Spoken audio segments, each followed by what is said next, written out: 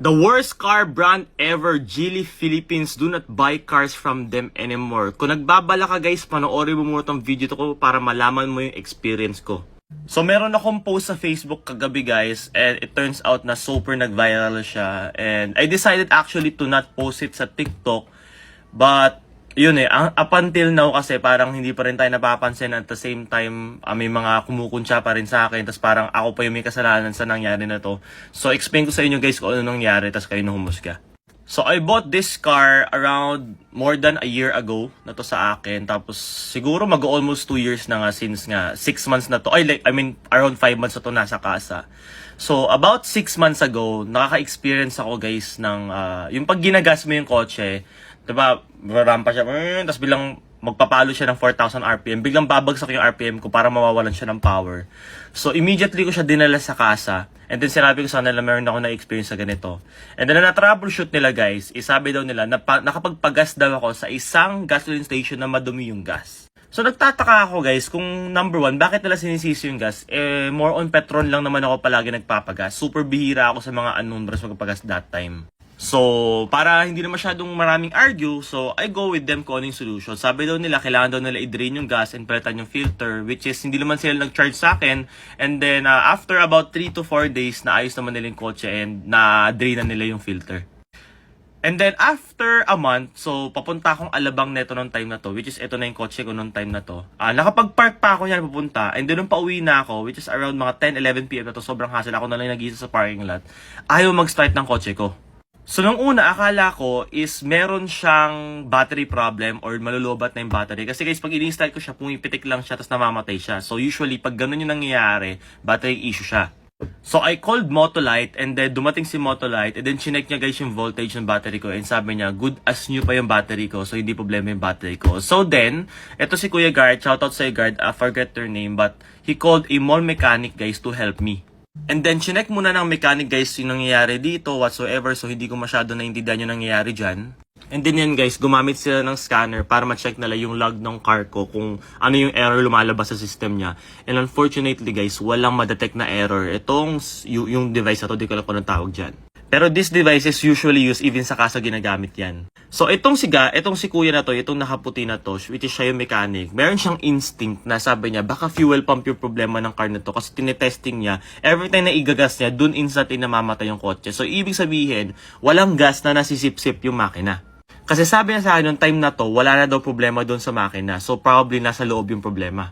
So then immediately niya chinek yung fuel pump, which is nasa likod ng car yun, binaklas niya yung car, and then chinek niya doon, tapos nakita niya na hindi umiikot o hindi gumagana o walang power yung fuel pump. So troubleshoot niya ng onte, and then in short, napagana niya, and naka-under na kami, and nakauwi na kami. Pero sinabi niya sa akin na, James, tomorrow, dalhin mo to sa kasa kasi serious matter to at kailangan nila itong palitan. So the next day, dinala ko siya sa kasa, and sinabi ko na ito yung nangyari guys, kito ganyan. So diretso pina-PMS ko na rin siya. And then, after 3 days, binalikan nila ako na sabi nila guys na wala na daw problema. Kasi nung in-scan din daw nila, ginamit nila to, wala rin daw pong error lumalabas and good to go na yung kotse. So inisip ko baka siguro nagkataon lang talaga or like talagang shit happens lang. Pero since nga kasi nagsabi na okay na, so ginamit ko siya. After about 5 to 7 days or 1 week guys, so meron akong transaction na ito ng time na ito. Actually papunta ako ng bangko ng time na ito, Security Bank Libertad. Biglang nag-shutdown yung car ko sa kalsada. Yan, makikita naman ninyo guys, pinapatuko ko na nga. And then basically nung nag-shutdown siya, same na same yung experience na nangyari. So feeling ko, fuel pump na naman yung problema. And tinawagan ko yung kasi sabi ko, di ba sinabi ko sa inyo na palitan nyo to, pero sabi niya walang problema. So ito na naman nangyari siya ulit. And then, so ginawa nila is nirefer lang nila ako sa roadside assistance daw ng Geely, which is tinawagan ko, which is yung tow truck na yan. And nakala ko nung time na to guys, is covered ng Geely to expense ng tow na to, since nga problema kasi nila to. So nagbayad pa around data ako ng mga 3,000 to 3,500 nung time na to. So medyo nababad trip na ako nung time na to kasi wala, hindi man lang ako pinuntahan nung Geely mismo. So yung like yung contract, yung parang outsource lang nila na towing services yung pumunta sa akin. Tapos ito, dinala na to sa Geely na mismo sa Makati. So ayan, medyo nahihirapan pa nga silang hatakin since nga naka-electronic handbrake tong car na to. Kaya wala, sobrang hassle. Ayun yung security bank ko. So ito, kahapon na to, this is 4 months later, so nagkaroon kami ng conversation back and forth, but basically guys, most of the time, 90% of the time, hindi nila sinasagot yung tawag ko at text ko. At marami akong proof dyan, so makikita na siguro sa Facebook post ko na lang. So this is kahapon, August 20, no? Pumunta ako, nag-surprise visit ako sa casa nila. And since alam ko naman tong area na to, alam ko kung saan yung service parking garage nila dyan, so pinasok ko. Pinasok ko for the reason na 45 minutes na ako naghihintay doon sa lobby nila and wala nag-a-assist sa akin. Kahit man lang ahente, wala. Nakafocus sila lahat sa mga benta nila. I mean, doon sa mga walk-ins yun sa mga nag-i-inquire. Pero ako, na may problema ako sa existing unit ko from them, hindi nila ako inaasikaso.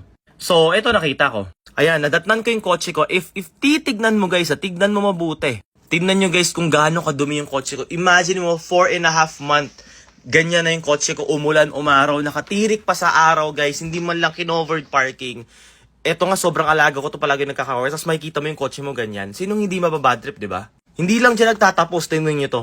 So sinilip ko guys yung loob ng kotse ko, and tignan nyo guys, meron pang natitirang milk tea, no? Antindi talaga, so ibig sabihin, uminom pa sila sa loob ng kotse ko. Tapos, ito pinakamatindi guys, sobrang nabadtrip na talaga ako nung time na to. Number 1, mayroon pang potato corner doon. Ayun o, yun o. Kita mo yun? Tapos ito yung seat nakabukas. And then yung fuel pump guys, ito, naka-open yung cover niya. Alam nyo ba itong bilog na to guys? Sobrang daming naka-open na gasoline dyan na exposed. So imagine niyo guys yung amoy ng yung potato corner, amoy ng milk tea, amoy ng gas, no? 4 months na po yan dyan umiikot sa loob na naka-enclose na nakatirik sa araw. So for sure yung amoy niyan guys, kumapit na po yan dyan sa materyales, sa leather, sa tela, o sa interior ng kotse. Ayan, tignan nyo, nakikita nyo, yan o. Ito naman yung likod na part, di ba? Grabe talaga guys, sobrang tindi ng mga watermarks na yan. So shoutout sa Geely Philippines, no? Especially kay Sojitz, which yung owner mismo ng Geely Makati, which is one of the flagship and main branch ng Geely mismo. So right now, maraming bumabatikos din sa akin na yung mga tamang mga tao na Geely proactive, yung mga super fan ng Geely. Wala naman akong problema kay Geely brand guys, pero sana ayusin nila yung services nila. So kahapon guys, actually medyo concerned na rin ako para sa brand nila kasi kahapon guys, 4.3 yung rating nila dito sa Star. Within just one overnight, naging 3.2 na lang siya. And super alarming yan sa mga new customer nila. Till right now, I'm pretty sure na apektado na rin pati yung mga agent sales nila. Sobrang dami nagka-cancel kahit basahin ko sa comment. Yung post ko sa Facebook, nasa 2,000 shares na siya and 3,000 likes plus thousands of comments. So, sana ayusin nila to. Geely, naghihintay ako sa inyo kung ano magiging resolution yun dito. But, one thing is for sure, wala na akong ganang kunin yung unit ko since binaboy nyo na siya. So, yung mga bibili dyan guys ng Geely, i-make sure nyo muna sana na number 1, maayos yung kausap ninyo. Yung after sales, pinakamahalaga. Kasi maganda naman talaga si Geely.